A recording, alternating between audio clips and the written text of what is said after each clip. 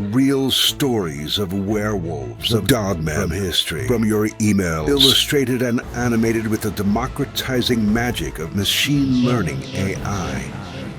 Welcome to Scary Stories. Dogman on Werewolf Path, a New York State Dogman story. Dear Scary Stories NYC. Hey, I like your show, except that you almost never seem to have stories from your own state of New York.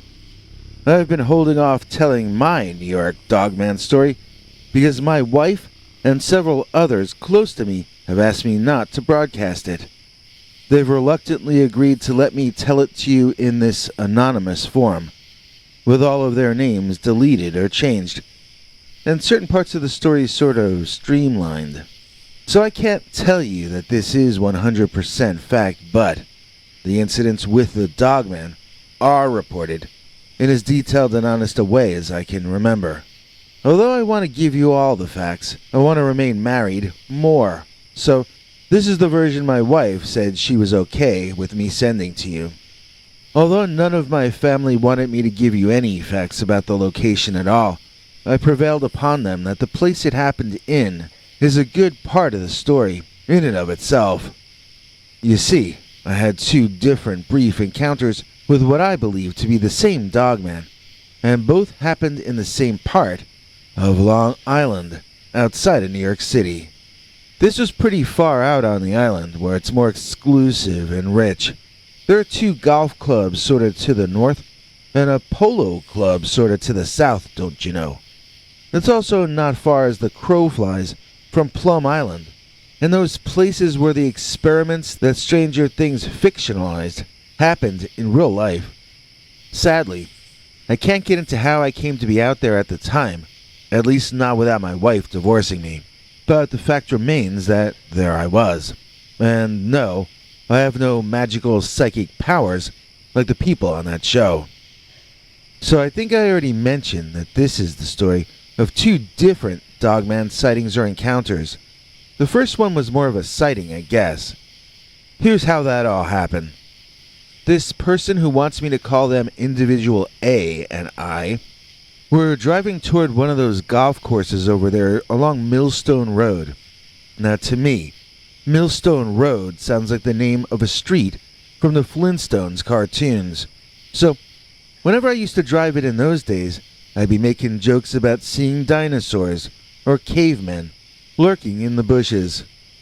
That one time, really early in the morning, when the sun was only just about beginning to rise, I drove through the dim morning light, and it was Individual A sitting to my right, who shouted out something about a caveman running along the roadside up ahead. He wasn't joking. I could see it too, once he pointed it out. It was dark, and had been hidden from my notice because it was running in the shadows of the tree cover blocking the dawn light. It did seem to be a very large humanoid form, running across the side of the blacktop. I stepped on the gas in order to get up closer and pass it. My intention was to get alongside it as fast as I could, before it could react or notice what I was doing, so that I could get a good look at whatever or whoever that was. My plan next was to gun the engine and get out of there fast, in case that human or animal proved dangerous or threatening. Well, the best laid plans of guys who are driving before dawn without any coffee often go awry, and this was no exception. As I sped up to approach the shadowy figure, it darted left onto the road in front of me. Now we were on a collision course, about to ram directly into each other. I swerved right, since he seemed to be going left, but as I did so, the creature froze in my headlights as a deer might. For the briefest of moments, I got a very clear, fully lit up view of what that was. And then I sped past it, swerving and skidding and barely missing first him, and then all manner of other destruction. By the time I had brought the car to a halt some way down the road, I looked back and saw that the animal man was gone.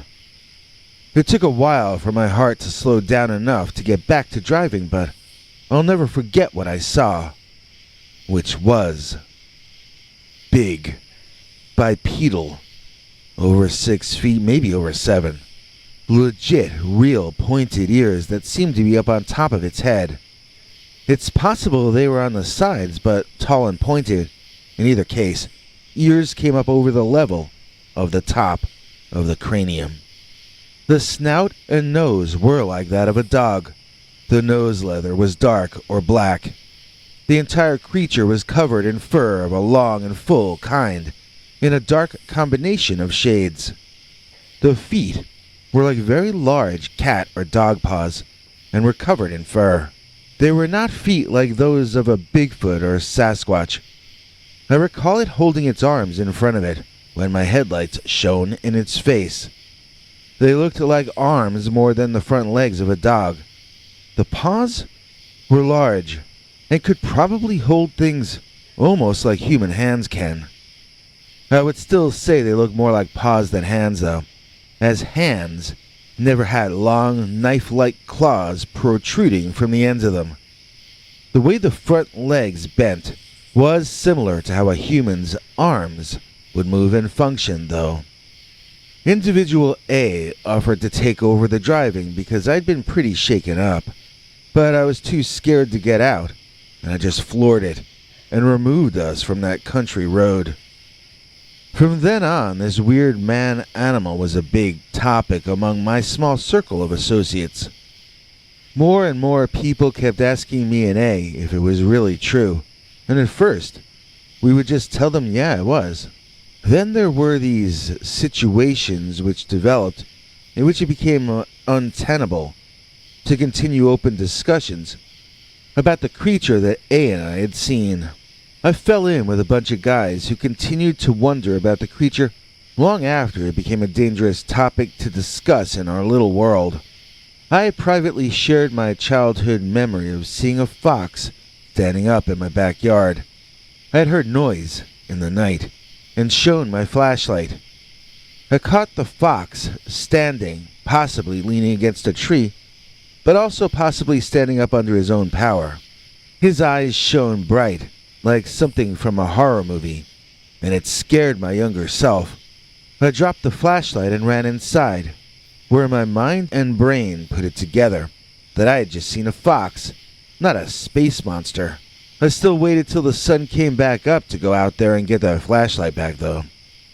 My sighting of the dog-headed beastman on the road that early morning was very similar, in that I had him fully illuminated for just the briefest of moments. The thing is, this time, after I calmed down, I still didn't have a rational explanation for what I'd seen. It still felt to me as though I'd seen a werewolf. That was what we started to call it, the Watermill Werewolf, or the Werewolf of Long Island. One day, a different associate who I will refer to as Individual B wanted to take me to a pond that they said they used to swim in and fish in when they were very young. It's called Camp's Pond, and we didn't know it at the time, but it's sort of dried up and is much smaller now than it was in this individual's youth. That part doesn't really matter either way to our story, though. So, Individual B was remembering the directions to me as we walked there. You go down Old Sag Harbor Road until you reach the round with the trees in the center. From there, they told me that we would take Werewolf Path on the rest of the way to Camp's Pond. I was like, we take what path? And they were like, Werewolf Path. We walk it through the woods. It's a really nice walk and blah, blah, blah, informing me that we'd be going into some deep forest, but also passing some very rich estates. In either case, Individual B asked me to stick to the road and to keep our discussion at a civil volume and tone. I made a joke about how only the upscale werewolves live by Werewolf Path, and we both kidded around about it. I retold the story I told you about seeing a real-life werewolf not very far away from where we were. I got the creeps even talking about it, though. and I began to feel unreasonably scared, considering we were walking down a path through a gorgeous woodland on a nice day with intensely thick tree cover in all directions in a fairly rich and low-crime neighborhood. So why were my eyes darting back and forth nervously? Why did I feel like continuing to talk about the dogman that I'd seen was tempting fate and asking for trouble? I regretted having brought the subject up because individual B found it vastly interesting. They kept asking me more and more questions. I didn't want to talk about a werewolf I'd seen while walking on Werewolf Path, but I also didn't want to be rude to individual B. I kept answering questions, each more quietly than the previous one, each time hoping that individual B would terminate the interrogation. I knew it made no sense, but I felt dizzyingly certain that something, or someone, was monitoring our conversation. I felt a kind of fear, or nervousness, that I've never felt before or since, and I found myself both shivering and sweating at the same time. I tried to calm myself since, after all, it was a beautiful, quiet day, and nothing was actually threatening either one of us. My body felt as though a bear were standing on my chest, bellowing in my face. I literally felt a kind of fear for my life, while nothing around me was anything but serene and beautiful. It had started off seeming funny to joke about a werewolf on Werewolf Path, but, I was starting to feel like I might be having some kind of a nervous attack, or attack of nerves, or something. I don't know. Sometimes it felt like the ground was far away, and then it felt too close. Nothing felt normal, and I wished I could be anywhere except walking on Werewolf Path, discussing werewolves. And then, there it was. It looked just like the werewolf or upright dogman that had cut across in front of the car that morning on the way to the golf course, but this was just standing there, possibly leaning against a tree, in the same way that fox had been in the garden when I was a kid. This time the beast was not illuminated by flashlight or headlight, but by a beam of sun cutting through the leaves above and landing on him as though it were illuminating nature's finest creation.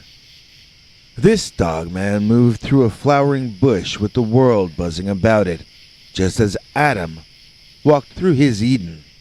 It was far beyond a frightening experience to me. It was quite awe-inspiring. I was getting to witness something again that most humans never get to see at all. I was being shown an incredibly rare, but noble, savage, either a dogman or perhaps an actual werewolf. I watched as the creature bent in a funny position, and I wondered what this natural god form would, in all its inborn wisdom, do next. When I realized it was merely bending to do a number 2, I quickly averted my eyes out of a sense of modesty. Now, while I was having this emotional experience, realizing I was once again in the presence of that same dogman, my compadre B was seeing the situation in a different light. B was just seeing a big dog take a poo on the grass, and in their eyes that was a stray. Either that or someone's dog out without a leash. In either case, B held an intolerant attitude and tossed something at the dog, telling it to scram. Now, I was stunned by what I had just seen. B had been asking me all these questions about werewolves, but clearly did not recognize one when it was right there. And this werewolf in particular took offense at this disrespectful treatment. The creature rose from its bent and crouched position, casually kicking dirt over its most recent production. The beast rose to B's eye level, and then continued upward. It did not stand on all fours, and this apparently was the first time that B was becoming aware of this fact.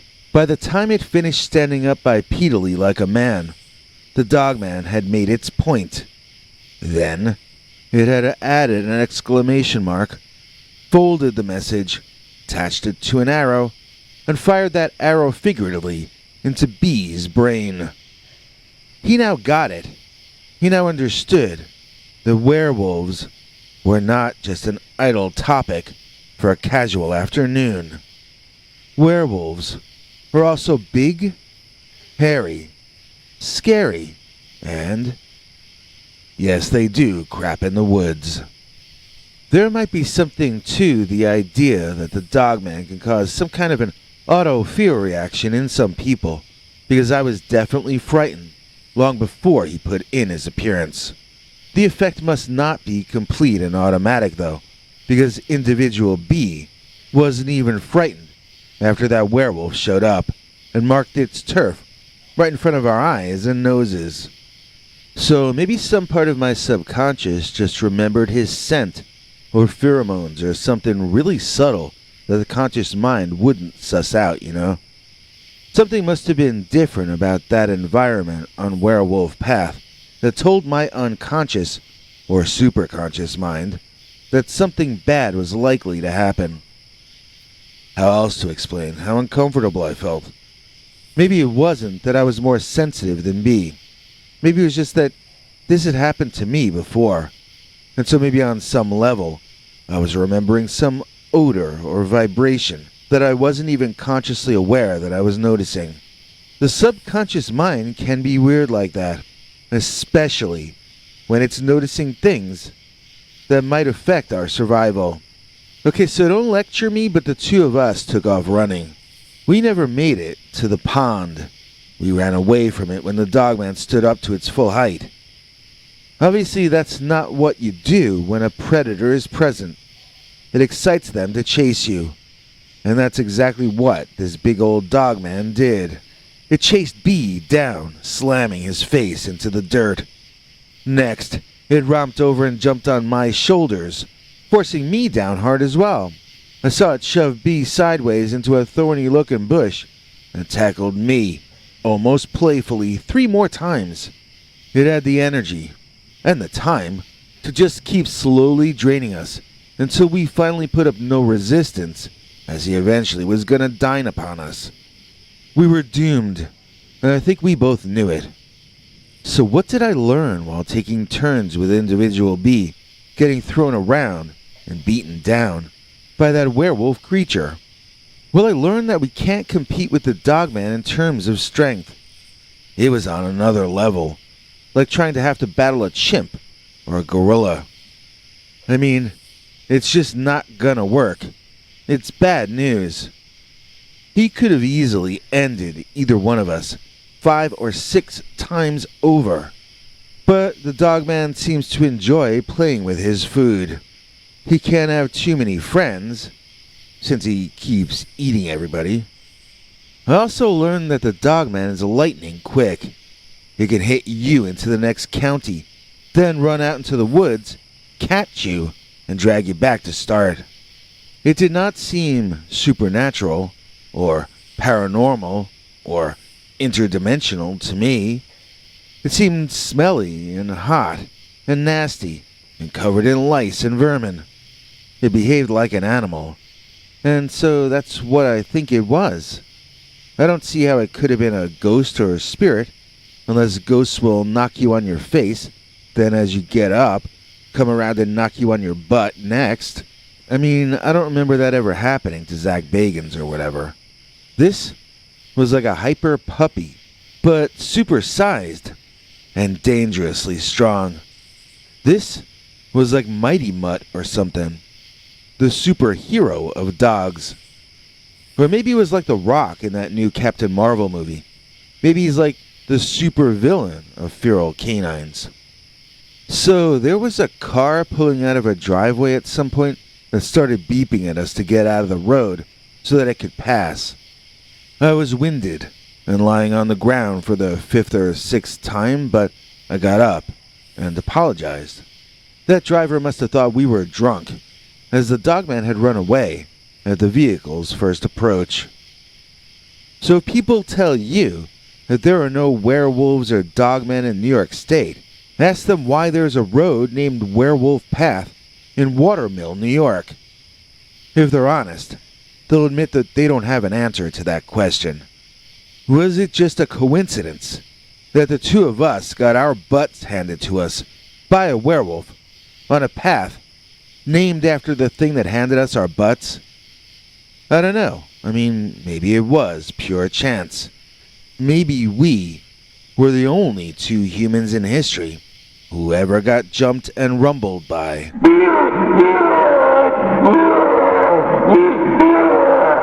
The Dogman on Werewolf Path. One of my favorite things about the Dogman is that he doesn't live near me. It's annoying enough having to get texts from the guy, and sometimes having to do a Zoom call or FaceTime or whatever they're called this week. But at least you know he's not going to ring the doorbell of your basement hovel and ask to borrow your Grey Poupon. So this next one hit me square in the middle of my face when it came in. The last thing I need is for the Dogman to hitch a ride and come live in my neck of the woods. That's why I'm hoping this next story is not true. Could it be for real that they're exporting Dogman to New York City? Dear Scary Stories NYC, I filled in driving my great uncle's 18-wheeler to deliver soybeans to New York City, and I unwittingly also sent those people another present in the form of a young adult Dogman who apparently had hitched a ride. Now I want to say that this was my first time driving to New York alone, or actually with my sister, who was supposed to handle the maps for me but complained a lot instead. I had done similar runs twice with my great uncle though, so I thought I had the idea of what to do and how to do it. Apparently I did not, as nobody in New York had ordered a delivery of a living cryptid. I told my uncle I resigned from trucking because of this next story. He says I'm just being dramatic. But I let a wild carnivore loose in a population of millions, and even if you don't believe in signs and portents as I do, you at least have to admit this is a terrible first day on the job. So now I'm going to take a deep breath and start at the beginning, recounting the events in the order I remember them happening. I asked my sister to contribute, but she wanted the right to final approval of everything I wrote, and I knew if we did it that way, it would just never get done. So, the following account was not approved of by my sister, if that matters to you. My uncle always told me he loved this run, because it meant less soy in the Midwest, and more for the people who could make better use of it in New York City. I wonder what that meant. I thought I would like the run because I could make money and bring my girlfriend along. When my mother heard about the second part of my plan, though, she forced me to bring my obnoxious sister instead. Sis kept telling me over and over that she was hearing sounds coming from the back, like thumps and vibrations. You can't hear that from the cab. Maybe she was hearing it psychically. I just thought she was being an idiot at the time because she's my idiot sister.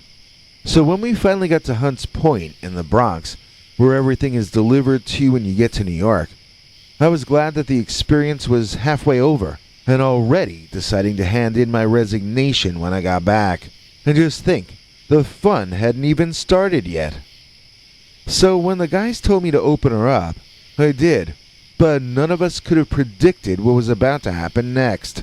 Two of the guys fell over backward, shouting, before I could even turn and see that they had been leaped on by some kind of hairy dude. He was naked and covered in thick brown hair, and when he turned to look at me, I almost fell over backward myself. His face looked a lot like a dog face, but at the same time, it didn't.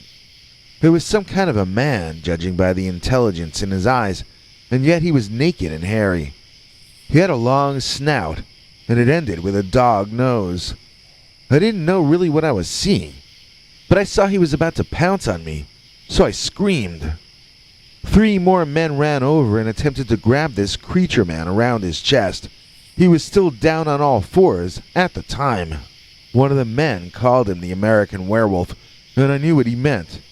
He really looked like the creature from that old movie, like a really oversized wolf in a completely incorrect location. Someone else said something in Spanish about him being an American Diablo. Look, this guy was any monster you wanted him to be. He was like scariness himself put into a body and granted life. He didn't look like an ordinary animal or person because he wasn't. He looked insane and he looked impossible because he absolutely was both of those things. And what if he wasn't a human? What if he really was a creature? How could a creature have snuck into the truck? Did someone sneak him in while he was sedated? I mean, how could he possibly have ended up in there without anyone seeing? Was he put in there by someone to prank the new driver, aka me? Or was he put in there to do away with the new driver? I mean, what if he was a werewolf? What if werewolves are a thing in real life? Could a guy have snuck into the truck and fallen asleep, then woke up as a werewolf? I know it's a weird question to ask, but I feel like this story is already pretty strange, so I may as well cover every base while I'm at it. We did admit that he looked like the American Werewolf in London, only in Hunts Point, at the southern edge of the Bronx. So we had this spectacle of multiple guys bending over, trying to hold his lion-sized canine man around his middle. Unexpectedly, the creature man reared back, up onto his hind legs, and those men were sent flying backward, hard, into my soymobile. At that point, the creature noticed sunlight behind him, outside of the loading dock area, and he ran toward the light, on his hind legs. So my comparison to a lion doesn't end with his size. The sun lit his long fur, in such a way as to make it look orange at the tips, much like the color of an adult male lion's mane. As he ran off into the early morning light, I could see that the hair around his head and neck were longer than on the rest of his body. It did look like a mane in one sense, but at the time, I interpreted it as a heavy metal hairdo. My mind was trying really hard to see him as a man and not an animal. My half-awake brain was not able to accept the idea of a dogman. Not yet, anyway. So to me, I wasn't seeing a dogman with a mane. I was seeing a naked fan of winger who needed a body waxing. For some reason, this other Hunts Point guy and I both thought that we were looking at an escaped mental patient or something like that, and we were concerned that he be caught for his own safety. The two of us ran out toward the parking area where the hairy guy was running, and we saw people scattering out of his way wherever he ran. We finally ran out of gas as he leaped a fence and then dropped to all fours, racing off somewhere I couldn't see.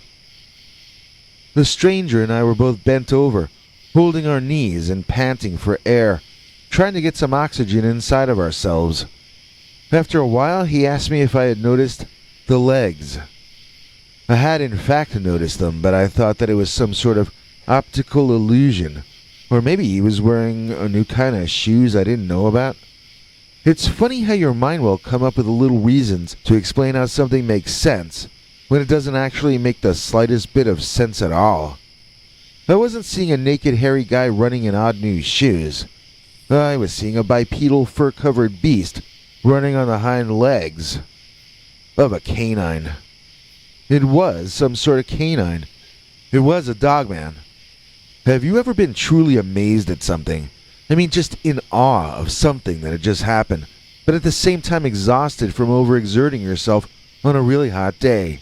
You know something extraordinary has just taken place, something you will never forget, even if you live to be 50. And yet, you gotta get back to work and see the unloading of your truck and so forth like that, so you just shrug your shoulders and get back to it. I wish I could have gotten a selfie with the werewolf, but I guess if I had, I wouldn't be talking to you. I'd be talking to TMZ. So I asked around at the loading dock. I mean, there was probably somebody that we should notify about the escaped dogman, right?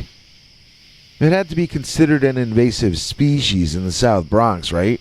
I mean, it isn't supposed to officially exist anywhere.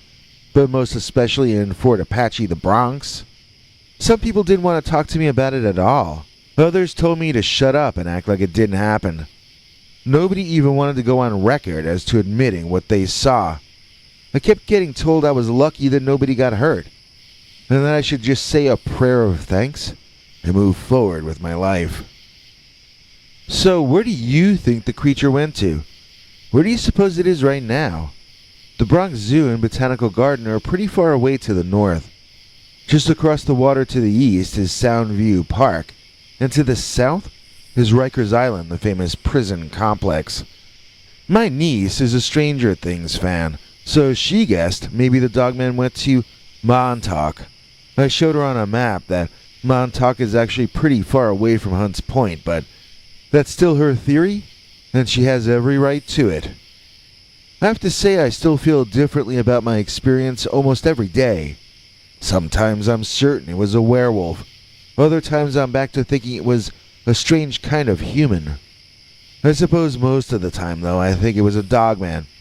That seems the simplest thing to accept. At least, it would be if the Dogman officially existed. At any rate, to the people of the Bronx, my sincere apologies. I had no idea at the time that I was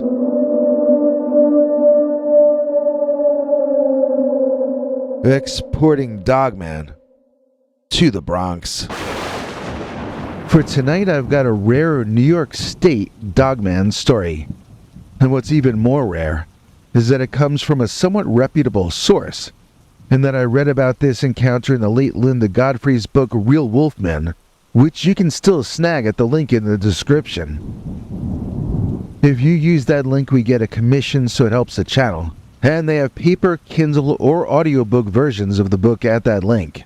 So she does not give a year where this is said to have happened, but she does give us two full names, George and John Carper. Now, these two young men were returning south on Route 87 from a long day of fishing. They had Lake Champlain somewhere off to their left, and the Adirondack Mountains somewhere off to the right, when suddenly they noticed they had company on the lonely Upstate highway. It wasn't another vehicle, however.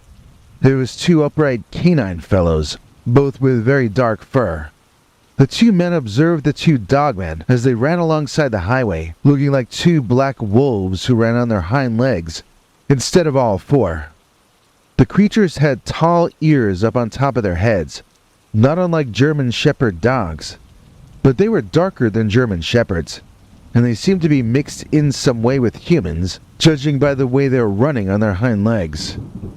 The Carpers estimated that the creatures stood between 6 and 7 feet tall, with one taller than the other one. Could they have been a male and a female? A parent and an offspring? The brothers didn't have time to study them enough to find out, because suddenly the creatures ran in front of them on the road, nearly causing an accident.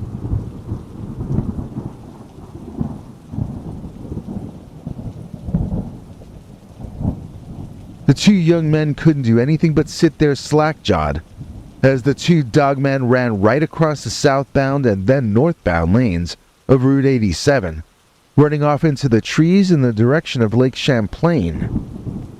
Now, I bet all of you, or at least most of you out there, know about Lake Champlain. You probably also know that Lake Champlain is said to have a lake monster living in it that has been nicknamed Champ by the local tourism by children everywhere.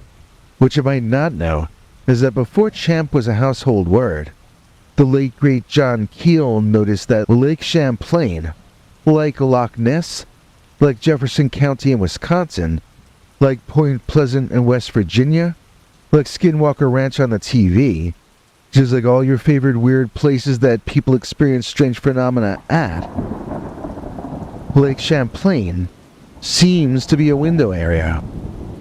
What is a window area? Well, it's a place where inexplicable things happen and strange, impossible animals and people are seen. Did you know that areas in which people see lake monsters are also more likely to be the locations where UFOs are seen, or ghosts, or Bigfoot, or Dogman? Because it's true.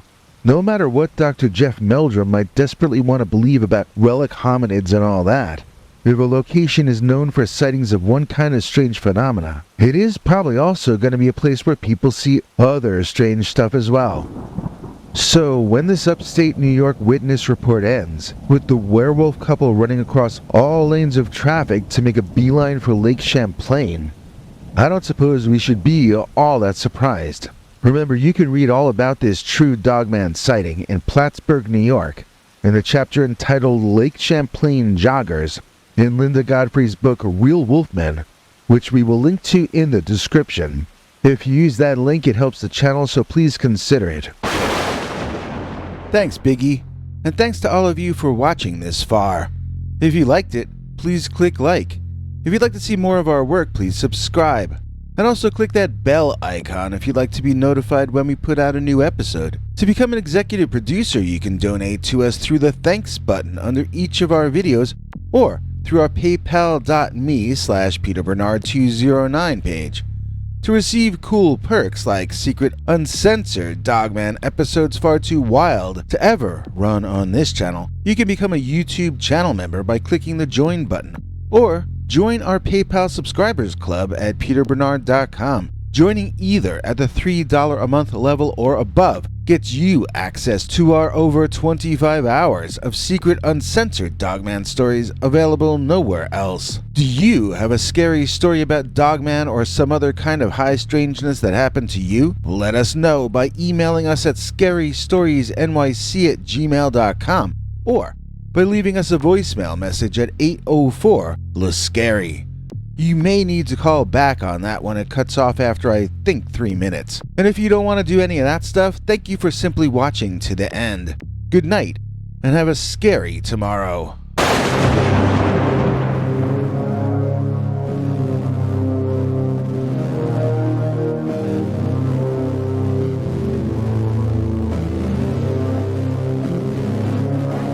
Come back for more scary stories.